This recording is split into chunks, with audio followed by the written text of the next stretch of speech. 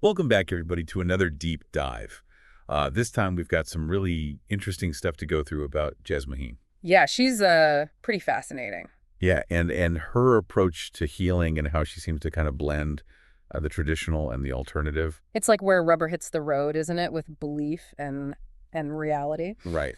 You see, Jasmuheen is an Australian author who's known for her work on pranic nourishment. Pranic nourishment. The idea of living on light without food. Wait a second. Living on light? I mean, I love a good sunset, but that seems a little out there. Yeah, it's a very controversial concept. Yeah. To say the least, but it makes her story even more intriguing, especially when you consider that she's facing a very real health challenge, a fast-growing squamous cell carcinoma on her lip. Oh, wow. So that's a type of skin cancer, right? Exactly, and a serious one. Okay. So for someone who believes in the power of the mind and spirit to heal, this diagnosis must have been pretty shocking. You would think, I'm really curious how someone who is so deeply invested in the spiritual practices would approach a diagnosis like that. Would she just embrace traditional medicine? Would she reject it entirely? Well, that's what's so fascinating about this. Her response is really multi-layered. She doesn't reject conventional medicine, Okay. but she also explores a whole bunch of alternative therapies. So it's not an either. It's more of a both hand. Exactly. Yeah. She actually starts with surgery to remove the carcinoma, Okay. which is, the standard medical procedure. Sure. But then she also delves into things like holographic kinetics. I'm not familiar with that one. What is that? So holographic kinetics is based on the idea that unresolved emotional issues or traumas can create these energy blockages within us. Okay. And those blockages can ultimately manifest as physical disease. Interesting. It's about getting to that root cause, not just treating the symptom. So it's about the whole person, mind, body, spirit, and how they all kind of work together. Absolutely. Which actually makes sense considering what she believes about pranic nourishment. That's right. It's all about energy, isn't it? Whether it's from light or from within. That's a key theme here, the interconnectedness of everything. Right.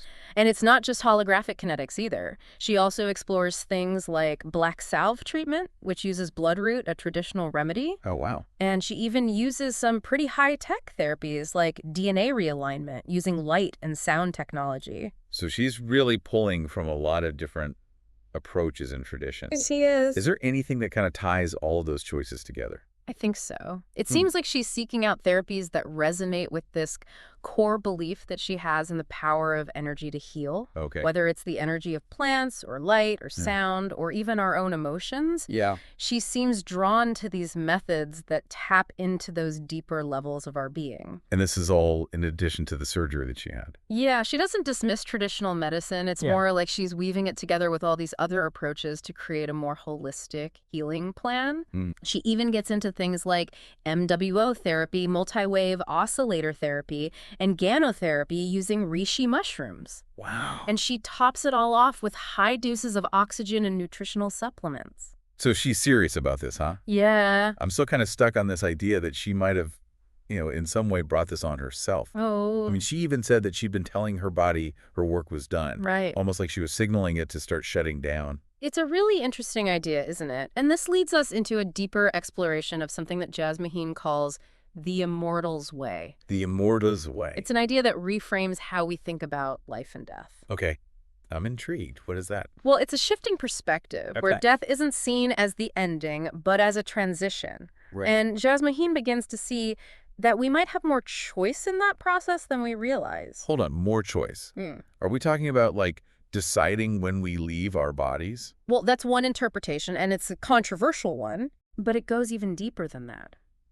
It's about recognizing that we have a choice in how we live, how we face challenges, and how we ultimately transition from this physical form. It's about claiming our power even in the face of something like a cancer diagnosis. I see how that kind of ties back into her initial response to the diagnosis. Yeah. She didn't just passively accept it. Right. She actively sought out solutions that resonated with her, even if they seemed unconventional to others. Exactly. And that proactive approach, that sense of agency, that's a key element of the Immortals way.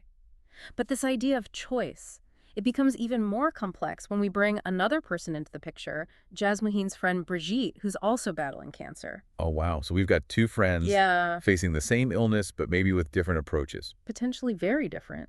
So I'm guessing this leads to some interesting conversations about treatment options and the right to choose one's own path. You're right on the money. Jasmuheen and Brigitte's stories, they intertwine, raising questions about informed consent, family dynamics, and the very personal nature of healing. It also brings up that challenge that we all face about navigating the overwhelming amount of information out there about different treatments and therapies. Oh, yeah, it's easy to get lost in all of that, especially Yeah. when it comes to something as important as our health. Right. It's a real dilemma, and it's something that Jasmuheen addresses head on. She advocates for a more holistic understanding of health, one that goes beyond just the physical body Okay. and encompasses the emotional, the mental, and the spiritual aspects of well-being. So a more integrated approach. Yeah, recognizing that all of those different aspects of ourselves are interconnected. Right, and that's where Jasmuheen's journey takes us next into the realm of what she calls Dio power, or the divine one within. Divine one within. That sounds interesting. Tell me more about that. Is this where she steps away from traditional medicine? Not necessarily. It's more about recognizing the power and the wisdom that exists within each of us, a source of healing that goes beyond what those external treatments can offer. So tapping into an inner reservoir of strength and resilience? That's a great way to put it. Okay. And Jasmuheen believes that this DOW power, it's accessible to everyone, that we all have the potential to activate it and use it to support our healing journey. I really see how all of these pieces fit together, with the pranic nourishment and the alternative therapies and the Immortals way, and now this DOW power. It's all pointing to this deep belief in the power of energy and consciousness to influence our well-being. You've got it. It's about reclaiming our power both individually and collectively, recognizing that we have a greater capacity for healing and transformation than we might realize. This is already blowing my mind. Mm. I can't wait to see where else this deep dive takes us. Well, then let's keep going. We've only just scratched the surface of Jasmuheen's fascinating world, so this is where her journey kind of takes us beyond just like the physical aspects of healing. You mean beyond the surgeries and stuff? Exactly. Remember, she's operating from this idea that everything is connected like mind, body, spirit. Right. And that connection, that energy, that's where DL power comes in. Okay, remind me again, what does DL power mean? It stands for Divine One Within. Okay. Think of it as like your inner wisdom, Yeah. that gut feeling, that intuitive nudge. Right. Jasmuheen believes it's a source of immense power and healing. So it's like tapping into a deeper level of ourselves than just our everyday thoughts and feelings. Exactly. You got it. And she even suggests that it can help us navigate not just like personal health challenges, but even the increasing chaos and unpredictability of the world around us. Okay, that sounds both empowering and a little overwhelming, to be honest. It's a big concept for sure. But Jasmuheen offers practical ways to tap into this power. Things like meditation, visualization, even affirmations, Okay. all designed to strengthen that connection to our inner wisdom. Those are things I've heard of before, but usually in the context of like stress reduction or personal growth. It's interesting to think about them as tools for healing as well. It highlights how, for Jasmuheen, the lines between personal growth and spiritual practice and physical well-being, they're kind of blurred, Yeah. if not non-existent. They all feed into each other. It's just a completely different approach to healing than the conventional model, which is often focused on just treating the physical symptoms Right. without getting to the root cause. Exactly. And that's where her exploration of the Immortals way really comes into play. She starts to see illness, even something as serious as cancer, not necessarily as a failure, but as a potential catalyst for growth and transformation. Well, hold on a second. Are you saying she sees cancer as an opportunity? In a way, yes. She believes that for people on a spiritual path, manifesting a disease could be a conscious choice, a way to kind of push boundaries and explore alternative healing methods. Wait a minute. Are you saying she's choosing to have cancer? It's not as simple as making a conscious decision like, oh, I think I'll have cancer today. It's more about recognizing patterns in our lives, our reactions to stress, the messages we send our bodies, both consciously and unconsciously. Oh, like that. She suggests that sometimes illness might be the body's way of like getting our attention, Right. forcing us to reevaluate our choices and priorities. So if we're not listening to that inner wisdom, maybe our body finds a way to make us pay attention. That's one way to look at it. Yeah. And she believes that by healing through these less conventional means, we gain valuable knowledge and experience that we can then share with others and offer a different perspective on health and healing. So it's not just about personal healing. It's about expanding our understanding of what's possible and helping others to do the same. Exactly. She's advocating for a shift in consciousness, a reclaiming of our innate healing power, and a recognition that the body is not just a machine to be fixed. Right. It's a complex, interconnected system that responds to our thoughts, emotions, and beliefs. It's definitely a different way of thinking about health and illness than a lot of us have been taught. It is, and it's not without its critics, but that's what makes her story so fascinating. Yeah. She's not afraid to challenge conventional thinking and explore ideas that might seem, pretty out there to some people. You mentioned earlier that her approach to death is also quite different. Oh, yeah. Can you tell me more about that? Absolutely. Jasmuheen doesn't see death as an end, but as a transition to another state of being. Okay. And she believes that we have a choice in how we approach that transition. So we're back to this idea of choice again. How much control do we really have over something like death? Well, that's a question that has puzzled philosophers and spiritual seekers for centuries. Yeah.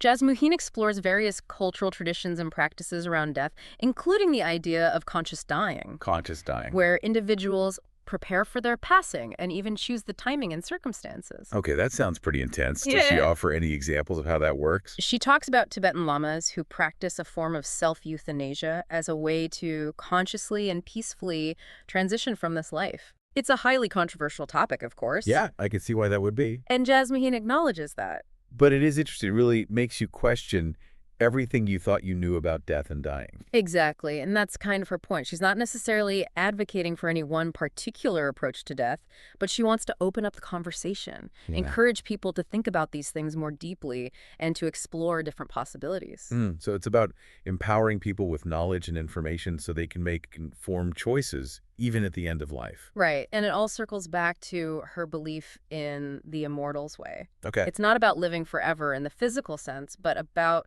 cultivating a state of being where we're fully present and engaged in life, knowing that death is not an end, but simply a transition to another realm of existence. That's a really beautiful way to look at it. It kind of takes away some of the fear and the mystery surrounding death and allows us to focus on living more fully in the present moment. And that's exactly what Jasmuheen embodies in her own life. She's faced with this potentially fatal diagnosis, but she doesn't shy away from those difficult questions, from exploring those complexities of healing and dying. Right. She embraces the journey, trusting in the power of Dao power to guide and support her along the way. This deep dive is really making me rethink my own beliefs about health healing, even death. Jasmuheen's perspective is so unique and thought-provoking. And we're not done yet. There's still more to explore in Jasmuheen's world. Okay, I'm ready for the next layer. Okay, so we've talked about the Immortals way, this idea of choice and how we live and die. But how does that actually play out in her life when she's facing, a cancer diagnosis? Seems a little paradoxical. It is a really interesting tension, isn't it? On the one hand, she's embracing this idea of consciously choosing, how and when we leave our bodies. But on the other hand, she's also actively pursuing healing. Yeah, she's straddling these two worlds. Right. Accepting the possibility of death while also fighting for life. Yeah. It's wild. It is. And she even talks about reaching a point where she actually felt like she'd completed her work here. Okay. And could choose to leave her physical body if she wanted to. Wow, so she was at a crossroads. Yeah. Did she choose to stay or go? Well, she describes this really intense internal struggle. Yeah. This pull between the allure of transitioning to another realm and that lingering desire to experience more of this physical life. That's got to be a tough decision. It is agonizing, really. What tipped the scales for her? Well, she realized that while her body had started to shut down, perhaps in response to her own thoughts and declarations that her work was done, Right. she still had a really deep-seated passion for life, for those simple joys and connections, that make being human so meaningful. So it wasn't just fear of death. No. It was more about recognizing the good stuff. Yeah, recognizing the beauty and the value of being here, in this moment, in this body. And that's something that we can all relate to. It's like even when we're facing challenges or contemplating our own mortality, there's so much to appreciate Absolutely. in this human experience. And that shift in perspective, that rediscovery of passion and joy, it seemed to play a really key role in her continued healing journey. I mean, it really makes you wonder how much our thoughts and beliefs, our attitude towards life actually influence our physical well-being. It does. It's like her story is really a testament to the power of the mind-body connection. And that brings us right back to the heart of the Immortals way, doesn't it? It's not about achieving physical immortality, you know. Right. It's about cultivating a state of being where we're fully present, engaged, and appreciative of life, regardless of the circumstances. So it's about living a life that's meaningful rather than just trying to, live as long as possible. Exactly. It's about embracing the journey, knowing that death is not the end, just a transition to another realm of existence. Yeah. It's a beautiful way to look at it. It takes away some of the fear and the mystery and allows us to focus on living more fully right now in the present moment. And that's the legacy that Jasmuheen leaves us with. Right. She encourages us to explore our own beliefs about health healing and the nature of life and death, to challenge conventional paradigms, Yeah. and embrace the possibility that we have more power and choice than we realize. She's a real trailblazer, forging her own path that some people might find unconventional or even controversial. For sure. But her story is a reminder that there's no one right way to heal or to live. It's about finding what resonates with us, what aligns with our own inner wisdom and intuition. And that's the beauty of a deep dive. Like, this isn't it. It's not about telling you what to believe or how to live your life. It's about presenting you with a unique perspective, a different way of looking at things, Right. and inviting you to explore these ideas further. See what sparks your curiosity, what inspires your own journey. I think that's a perfect note to end on. Jasmuheen's story is an invitation to question, to explore, and to discover our own path to healing and wholeness. And who knows, maybe in doing so, we'll all tap into a little bit of that Immortals way ourselves. Thanks for joining us on this deep dive. Until next time, keep exploring, keep questioning, and keep seeking those sparks of truth that light up your world.